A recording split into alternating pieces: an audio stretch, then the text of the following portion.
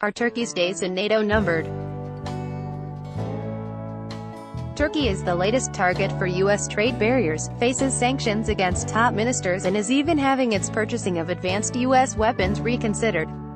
The Anatolian country's leaders have indicated they are beginning to look elsewhere, feeling like the U.S. is trying to make Turkey surrender in all areas, from finance to politics. On Friday, U.S. President Donald Trump doubled tariffs on imports of Turkish aluminum and steel to 20% and 50%, respectively.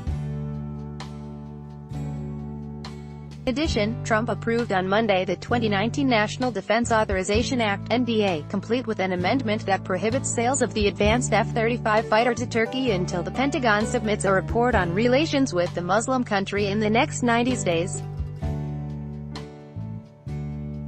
Previously, on August 1, the U.S. sanctioned two Turkish government officials, Interior Minister Süleyman Soylu and Justice Minister Abdülhamit Gül, for not answering U.S. demands to release an American pastor who is imprisoned in Turkey on terrorism-related charges.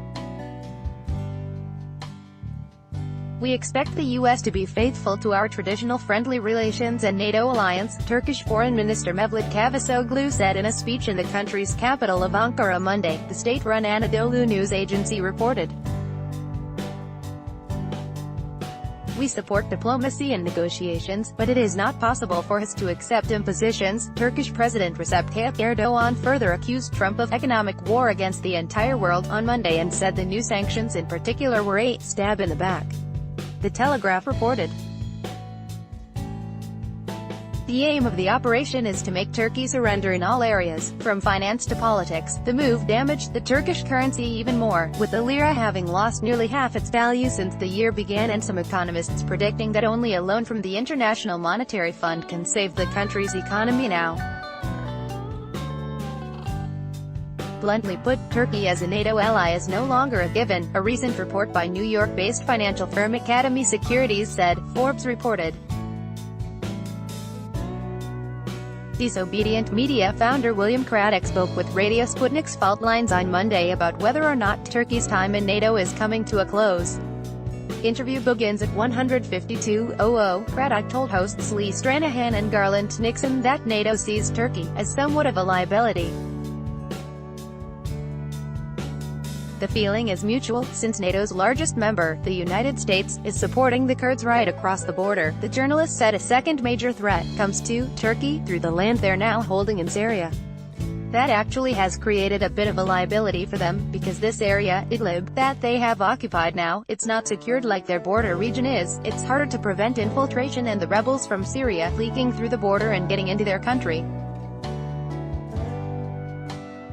So they have a number of security issues that they're looking at, and a number of diplomatic tensions that they need to resolve, to get themselves out of a tricky situation right now. Craddock noted that, because Turkey is situated both geographically and geopolitically between Asia and Europe, they've always had a role to play, and that role diplomatically involves playing both sides. I'd say, more or less, Erdogan has done a fairly good job of playing the United States and Russia off or against each other, but you know that type of behavior has consequences, and it's started to strain our relations, particularly on the question of whether or not we are gonna continue to support the Kurdish people against the wishes of Turkey. You also have to consider the theory that there's a regional destabilization attempt going on, because that means that not only is Syria going to be targeted, but Turkey will be eventually as well, so that's something for Turkey to take into consideration as well, the journalist said. Things like sanctions that have been placed on the country already by the United States, those are going to start to have an effect, and it does start to mirror, in some ways, what we saw in places like Libya and Syria. Turkey has a bit of a problem because not only are they upset with NATO over various moves they've made in the region over the last few years, but NATO is starting to see Turkey as a little bit of a liability now as well. That's going to have to be resolved, and one of the ways that it can be resolved may have to be Turkey pulling out of NATO, he said. Craddock noted that, if the IMF gave Turkey a loan because of its lagging economy, that would give foreign groups leverage in Turkey. It would also give Turkey more incentive to shift towards Russia and China, the latter of which has become increasingly involved in the Middle East in the last few years. He noted that, as things continue to heat up between the US and Iran, Turkey is likely to choose the latter over the former, despite its own regional competition with Iran. We believe that the Joint Comprehensive Plan of Action is a useful arrangement, Kılıçdaroğlu told a group of assembled Turkish ambassadors Monday. Even though the U.S. has abandoned the deal, it is positive that other signatories remain committed. A similar attitude has been voiced by the other signatories to the 2015 agreement, which did not pull out of it, as the U.S. did, back in May. The U.S. has already imposed new economic sanctions on Iranian trade and aims to impose even more come November, threatening to punish nations that choose not to abide by the sanctions. Cavusoglu also noted that relations with Russia will remain as one of the fundamental elements in Turkey's foreign policy. We are quite clear and transparent as to our relations with Russia. The essence of this relation depends on mutual respect and interests. With the principle of transparency, we put forward our views and stance on the issues over which we disagree with Russia. Turkish relations with Russia include plans to purchase advanced S-400 air defense systems, something Washington deeply opposes. The U.S. has sanctioned nations that do business with Moscow, including buying military equipment.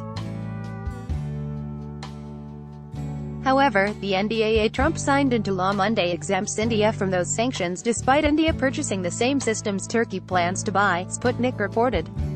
Instead, as punishment, the NDAA bars Turkey from buying Lockheed Martin F-35 Joint Strike Fighters, an aircraft it's been invested in the production of since 1999 and plans to purchase more than 100 of, the Daily Sabah noted.